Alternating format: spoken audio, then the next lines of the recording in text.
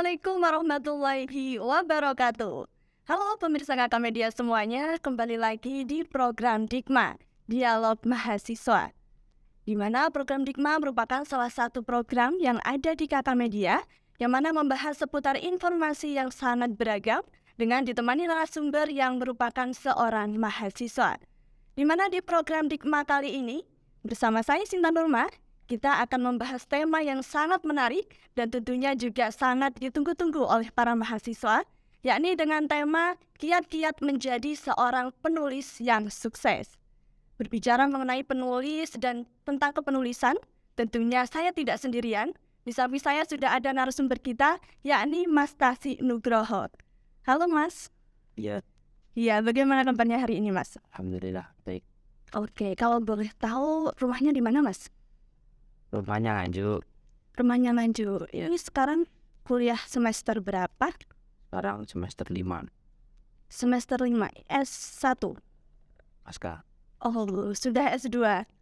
Oke, dan di IAIN sendiri? di IAIN. IAIN Kediri. Jadi Oke, sudah S2 Masnya, dan semoga kita juga bisa meneruskan sama untuk melanjutkan ke jenjang S2.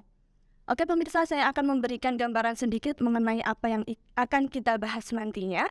Jadi seputar kepenulisan, kita sebagai mahasiswa tentunya sudah tak asing lagi untuk menulis, kemudian perintah membaca, menulis dan juga membaca. Oleh karenanya memang bukan hal yang mudah untuk menggoreskan tinta dari imajinasi menjadi sebuah tulisan. Namun untuk kalian yang memiliki ketertarikan di dunia kepenulisan, maka kalian harus stay di sini. Di mana lagi kalau bukan di program Dikma, Dialog Mahasiswa. Oke, Mas, kalau boleh tahu ini dari Nganjuk Kediri ini PB ataukah ngekos mondok? ada di pondok Sekarang sambil mondok. Mondok dari semester berapa, Mas? dari semester 2 Di S1. ya. Jadi tahun 2016 semester 2 mulai mondok. Oke, jadi ini mondok itu emang udah dari dulu suka mondok atau ini baru mondok di waktu kuliah ini? Kalau mondok itu udah keinginan dari lulus SMP. Cuma dulu sama orang tua itu nggak boleh mondok. Jadi Mondok. prinsipnya itu boleh mondok kalau sudah selesai SMA. Jadi nanti kalau lulus SMA kita bisa milih sendiri, pengen mondok ya mondok, pengen kuliah ya kuliah. Dan sebenarnya setelah lulus SMA itu saya udah gak pengen mondok, Oke. malah itu malah kayak paksa jadi mondok. Mondok. Soalnya itu kalau di IAIN sini kan dapat beasiswa bidik misi harus mondok 2 tahun. Dari situ 2 tahun akhirnya keterusan enak ya. Sampai sekarang. Berarti dapat bidik misi ya ini? Ya, Oke. Ini Mas sampean di prodi apa nih? prodi HKI, HKI? Hukum Keluarga Islam. Oke. Di semester di S1, S2 sama? Sama linear. Oke. Emang suka sama prodi HKI? Dari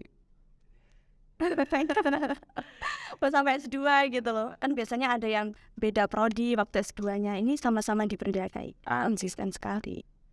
dulu itu ceritanya agak gimana ya, kayak kesasar sih guys. Jadi pernah kuliah di PAI itu pertama, jadi tahun 2015 kuliah di PAI sampai semester 2. Itu memang gak ada keinginan kuliah, pengennya mondok tapi gak oleh mondok. Dulu masih istilahnya masih gimana ya, ngomong sih balas dendam. Oh. Balas dendam ses si penak-penaknya akhirnya sampai semester 2 kok aku sing bingung akhirnya. Iya. Bingung akhirnya daftar lagi. Itu daftar kuliah itu nggak ngomong-ngomong sama orang tua, wes kendel-kendelan niat pokoknya pengen berubah tenan. Akhirnya ya ini tuh pengennya menebus dosa mau kuliah lagi di PAI, ternyata malah dibuang ke HKI. Ya sudah. Dan sampai S2. Oke. Mas ini beneran seorang penulis ya? Ya bisa dikatakan begitu. Oke, ini sudah menerbitkan berapa buku Mas kira-kira? Sejauh ini sampai sekarang ya ada 8. 8 buku, cukup banyak ini. Ya lumayan.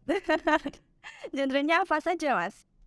Dari 8 buku ini macam-macam, ada artikel pas artikel sehari-hari, tulisan sehari-hari, terus kayak novel juga ada, novelnya itu ada 2, terus karya-karya semacam puisi, prosa gitu.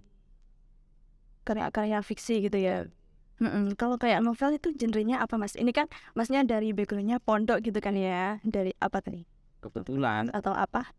temanya ya dari pondok, melihat keseharian di pondok itu gimana, terus tak ceritakan dengan sesuai dengan keadaan sekarang. Yes, rada roman ya. Jadi kayak cerita sehari-hari gitu kan? Dulu itu dapat inspirasi pengen kayak tulisannya Hilma itu. Oke. Nah, akhirnya ya itu saya nulis ya terbit. Oke, jadi patokannya di buku Hilma itu yang ditiru gitu ya.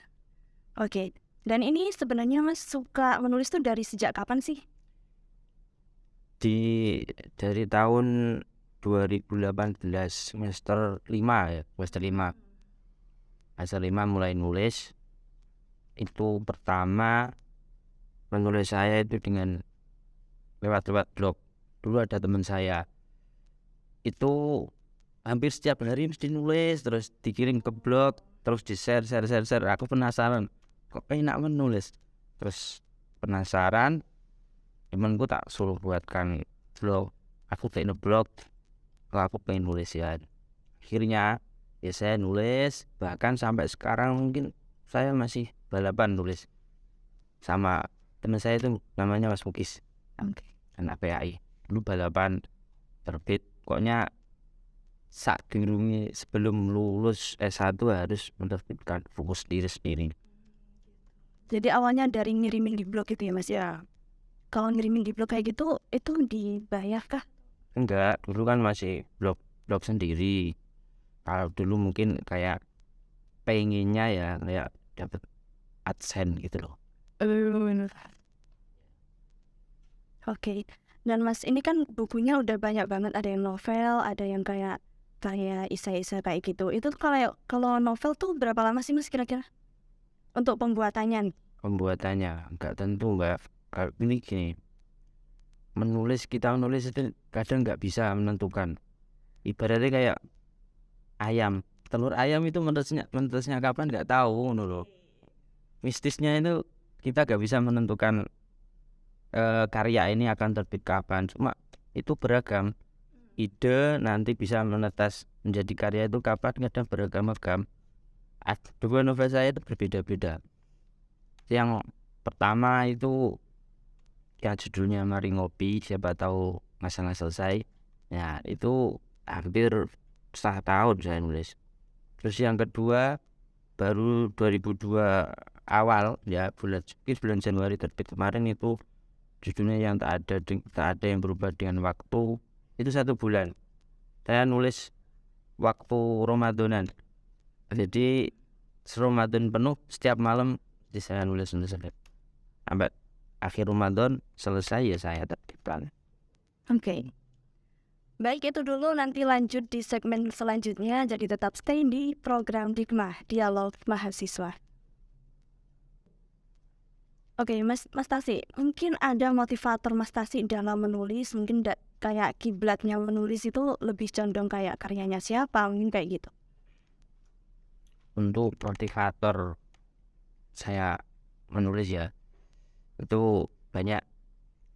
Kalau seperti dari saya asalnya ya mungkin pesantren, itu kayak Gus Usman, kayak Gusmus, itu kan juga para penulis juga.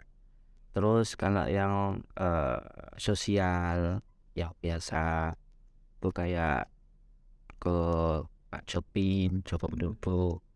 Terus dari itu loh, dari Timur Tengah biasanya yang sering saya baca itu Farouk Juwaida, Oke. terus ada lagi ya dari Indonesia banyak ya, kayak Pak Edi nih Filma itu favorit tulisan beliau juga, dan masih banyak lagi lah Pak. Banyak Mas ya. Oke, Mas, sebenarnya efek membaca untuk gimana kualitas tulisan kita tuh seberapa sih Mas efeknya?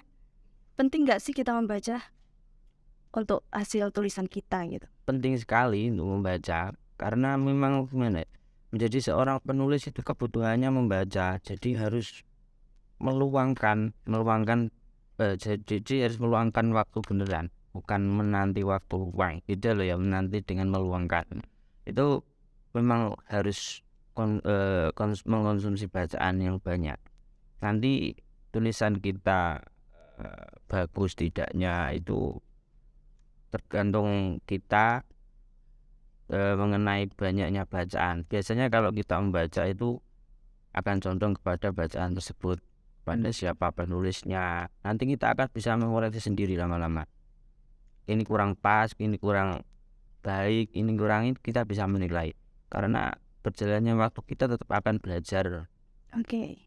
Iya, Mas, dan penulis kan banyak banget gitu kan ya. Terus gimana sih caranya kalau kita menulis tuh bener-bener kalau orang baca ini loh karakter tulisanku kayak gitu?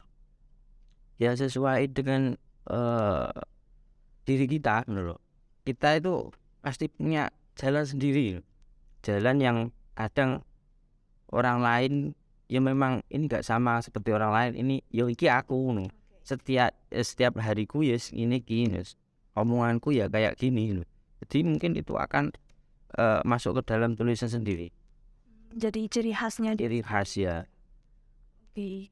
Dan Mas, kalau hal penulis itu sebenarnya dari teman-teman kita sendiri ya, maksudnya dari seorang mahasiswa tuh menulis tuh bukan hal yang mudah gitu. Dan gimana sih mungkin ada tips and triknya bagaimana cara untuk kita giat menulis kayak gitu? Cara giat nulis kalau mahasiswa ya sebenarnya ya main lebih mudah loh kalau mahasiswa. Gimana kalau kita itu hampir setiap hari berhadapan dengan tulisan, dengan bacaan. Kita seperti latihan, kita setiap hari melakukan menjalankan sholat, menjalankan doa ya, nanti biasa kalau kita sudah kebiasaan kita menjalani dengan benar, menjalani dengan khidmat, biasanya otomatis kita akan terbawa sendiri. Ya itu pertama ya niat itu perlu dalam sebuah apapun itu kita perlu niat ya. Terus kalau ingin menjadi seorang penulis ya kita juga giat-giat menabung kata-kata itu Sekata gitu ya. ya, entah dari tulisan, entah dari orang lain. Jadi kalau selama pengalaman saya ya menjadikan saya lebih mudah ini, setiap saya misal kemana terus dapat ide itu saya tulis di HP. Bahkan sebanyak tulisan ini saya nulisnya semua dari HP. Dari HP dulu saya tulis. Jadi di WA ini saya punya grup yang isinya saya sendiri. Tak isi saya sendiri, nanti kalau pengen nulis apa, dapat ide apa ya saya tulis di situ, nanti terus saya kembangkan baru. Jadi semua tulisan saya itu dari WA. Jadi kalau pas HP saya itu rusak ya, bootloop, akhirnya datanya hilang, pusing ya. Saya kembali datanya itu. Dan kalau seumpamanya nih Mas, kita udah nulis dan gimana sih caranya biar tulisan kita tuh dikenal banyak orang gitu? Gimana ya, pertama itu kita juga harus punya circle penulis juga ya. Terus kalau sekarang kan udah mbak, ada media sosial lewat IG, lewat Twitter, lewat Facebook, lewat apapun banyak sekarang, WA juga bisa. Itu teman-teman kita itu banyak grup itu, kita pokoknya pede ya mbak. Kalau mau pengen dikenal ya pede, ini iki loh aku bisa kayak gini ya. Kadang memang setiap kita menulis ada saja orang lain yang semacam memberi kritikan, kadang ya ngelok nih istilahnya ngono loh mbak. Tergantung kita bagaimana menjawab dan menerimanya saja tuh. Oke. Dan Mas sebenarnya kalau mau jadi penulis itu untuk gaji seorang penulis tuh bisa nggak sih untuk dijadikan patokan kita? Gak bisa mbak, Nggak bisa mengandalkan gaji penulis gitu ya? bisa rata-rata kalau seorang penulis itu pasti punya hal lain yang digeluti, gak dari penulis aja. Ada sambiannya gitu ya? Oke. Dan untuk Masnya ini kan bukunya diterbitkan gitu kan ya Mas ya. Gimana sih caranya supaya ya buku karya kita tuh benar-benar tetap tetap ada gitu? Ya itu kalau ingin tetap ada ya diterbitkan. Ya pertama itu kalau memang kita pengen, kan ada istilah yang sudah masyhur deh, quotes. Nah, kalau pengen tetap ada, pengen dikenal ya menulis gitu. Terus gitu. Kalau memang tulisan kita tetap ada dan terus menjadi milik kita ya diterbitkan. Nanti kalau diterbitkan kita punya semacam hak cipta gitu loh. Tulisan-tulisan kita nanti ada ISBN-nya didaftarkan. Oke, kayak gitu. Dan Mas tadi kan Masnya cerita gitu kan ya kan ada yang menulis novelnya itu setengah tahun, terus ada yang 1 bulan. Itu kalau setengah tahun tuh gimana sih Mas? Emang nggak fokus sama tulisan itu aja atau kadang kalau mood disambi, kalau nggak rehat dulu atau gimana sih? Kok bisa sampai setengah tahun sedangkan yang satunya kan 1 bulan gitu? Ya seperti saya bilang tadi, kita gak bisa kadang memaksakan, iya, gak punya kuasa untuk ini harus terbit kayak gini, kayak terbit sebulan ini, kadang gak bisa. Nggak ditarget berarti Mas? Gak, jadi dulu target saya ini udah gak seperti deadline ini harus ini gak dari jauh-jauh hari. Pokoknya sebelum saya lulus S1 saya harus punya karya sendiri minimal novel. Terus tulis ya sedikit-sedikit, kadang seminggu sekali. Ya kayak mana? Kamu tahu di Wattpad Iya, Wattpad. itu kan kadang yang penting kita nulis, entah seminggu 1 kali atau 2 kali, kadang 2 minggu sekali. Ini sementing nulis, nanti kita tetap lanjut sendiri. Ya wis tadi terus ide-ide itu tetap ada. Kalau muncul ide ya ditulis, nanti dikembangkan sendiri, terus dipublish di Wattpad. Itu saya suka begitu di Wattpad. Jadi tulisan kita nggak hilang, tetap tersimpan kan di situ. Kita kalau masuk ke Wattpad harus masuk akun Google gitu. Kan kalau udah masuk ya tetap ada tulisannya. Oke, dan Mas, ini gimana sih Mas mungkin bisa sharing caranya untuk menjadi penulis yang sukses? Kalau jadi penulis saya sih gimana ya, saya sendiri belum sukses kok. Kalau mau jadi penulis gitu ya, kalau jadi penulis ya kita lama ya tadi ya ada itu dimanapun itu tetap ada niat. Kalau gak niat ya kadang nggak sampai kekongkon berarti ngotot. Jadi itu yang pertama niat, yang kedua terus bacaan. Kita harus banyak-banyak mengonsumsi bacaan. Kalau kita mau nulis gak pernah baca, kita mau dapat kosakata dari mana, kalimat dari mana gitu. Terus selanjutnya kalau langkah-langkah menulis ya tadi yang pertama menentukan judul. Terus yang kedua kalau pengen mudah, biasanya ya yang kalau pemula seperti saya dulu ya buat outline ide biar gak kemana-mana, gak lari kemana-mana, gak ambiar tulisannya. Terus outline, terus kalau memang benar-benar orang bisa di deadline ya di deadline. Kalau memang saya itu gak bisa di deadline ya sak info dewi memang itu. Terus di deadline, terus referensi ya tadi dari bacaan, terus kemudian ditulis. Kalau sudah ditulis nanti selesai tulisan baru dikoreksi sendiri. Nanti kita akan tahu yang pas yang enggak itu dari mana. Setelah dikoreksi belajar lagi dari awal itu. Kalau enggak mau baca ya minta tolong temen. Suruh koreksi gitu ya? Ya minta tolong disuruh koreksi gitu. Terus yang ketiga ya selanjutnya minta testimoni dari orang lain. Itu salah satu juga untuk karya kita supaya dikenal, ya minta testimoni dari orang lain, ngantar juga. Terus yang selanjutnya ya selesai ya diterbit nih. Oke, konsisten gitu Mas. Saat ini saya sudah membawa buku karya Mas Pasi yang merupakan salah satu karyanya dengan antologi puisi dengan judul buku Prasasti Rasa. Di mana kali ini saya akan mencoba untuk membacakan salah satu karyanya, yakni dengan judul Rukun Mencintai, karya Menghela Nafas. Dek, aku sengaja membuatkan rukun percintaan. Pertama, Dek, caraku mencintai beda dengan yang lain. Aku memilih dia mencintaimu karena aku takut rasa cintaku berkurang jika kuungkapkan. Kedua, Dek, aku mencintaimu dengan diam. Sebab ini caraku yang paling tepat untuk terus merawat rasaku. Ketiga, Di, mencintaimu itu manis. Tapi yang paling manis adalah mencintai tanpa sepengetahuanmu. Keempat, Di, aku sengaja tidak mengungkapkan perasaan suka. Aku menyadari cintaku masih belum penuh.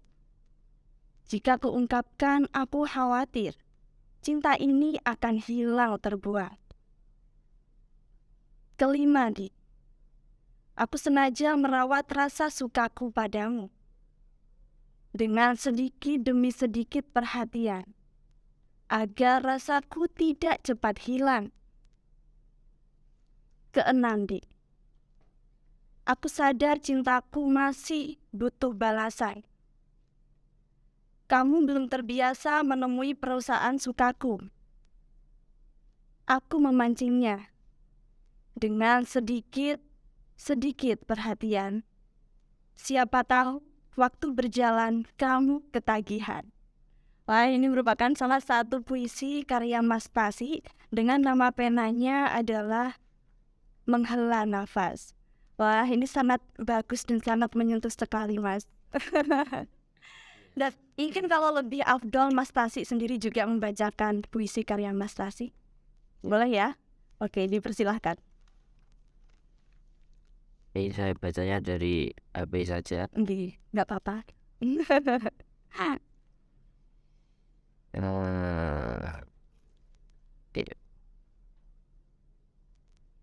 Bentar.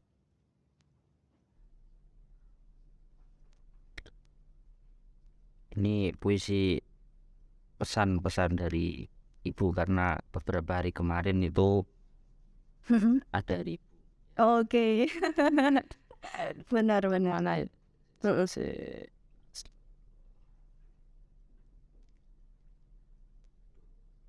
Dia harus nggak apa Mas, santai. aduh mal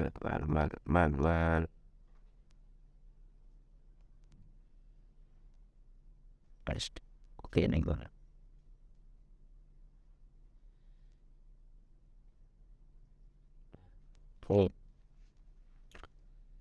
Judulnya Man ini kalau dalam bahasa sehari-hari di pondok biasa aja ya, kalau maknanya man itu sopo, siapa. Jadi di judulnya Man, pesan ibu kepada anaknya. Man, utawi siapa nih wong, tanyakan dirimu, apakah benar sikap wong. Ingat-ingat dirimu, apakah benar seperti ini wong. Man, bila besar nanti mau jadi apapun, yang penting jangan lemah iman, pelita-pelite gak karuan. Man, bila besar nanti kerjamu jangan bermusuhan, niatkan cari teman. Man, bila besar nanti jangan coba-coba sembrono. Bila masih lemah iman bisa jadi tuman. Man, bila besar nanti kamu jadi kaya, contohlah Nabi Sulaiman yang loman. Terakhir man, sekali lagi, man, bila besar nanti mau jadi apapun, pesan ibu jangan selintutan. Sudah, itu saja. Oke. Ini sangat terasa sekali nuansa pondoknya, Mas. Oke, mungkin yang terakhir bisa disampaikan pesan dan kesan Mas untuk teman-teman ataupun pemirsa di rumah yang berminat di dunia kepenulisan, Mas. Silahkan. Ya, pesan-pesan saya ya juga memesani kepada diri saya. Untuk sekarang dunia kan semakin maju. Ya, kita setidaknya jangan sampai mau tertinggal dengan kemajuan ini. Kita tetap harus bisa bersaing, ya, tetap harus bersaing dengan kemajuan zaman ini. Jangan sampai kita lupa dalam membaca, ya. Jangan sampai kita melupakan bacaan, karena hidup ini perlu bacaan. Seperti yang pertama kali malaikat menyuruh Nabi Muhammad itu Iqra, suruh baca. Dan itu pentingnya membaca dari situ. Ya, pesan saya itu jangan bosan-bosan membaca, jangan lupa juga untuk menulis. Oke, terima kasih Mas Tasi atas informasinya dan juga telah berkenan hadir dan bergabung di program Dikma kali ini. Ya, sekali lagi terima kasih Mas ya. Sama-sama, saya juga terima kasih. Oke. Ya, jadi itu tadi pemirsa yang dapat kami sampaikan. Terus ini juga saya akan memberikan sedikit review dari yang kita bahas tadi, bahwasanya memang menulis itu sangat penting, tapi juga membaca merupakan bahan untuk kita menulis nantinya. Jadi jangan bermalas-malasan, jangan malas untuk membaca kalau kalian ingin menjadi penulis yang hebat. Oke, itu saja. Semoga informasi tadi yang sudah kita bahas itu bermanfaat. Sekali lagi, tetap saksikan Dikma, Dialog Mahasiswa di Kakak Media, Media Kampus IAIN Kediri. Saya Sinta Dharma beserta kru yang bertugas pamit undur diri. Sekian dan sampai jumpa. Wassalamualaikum warahmatullahi wabarakatuh. Waalaikumsalam.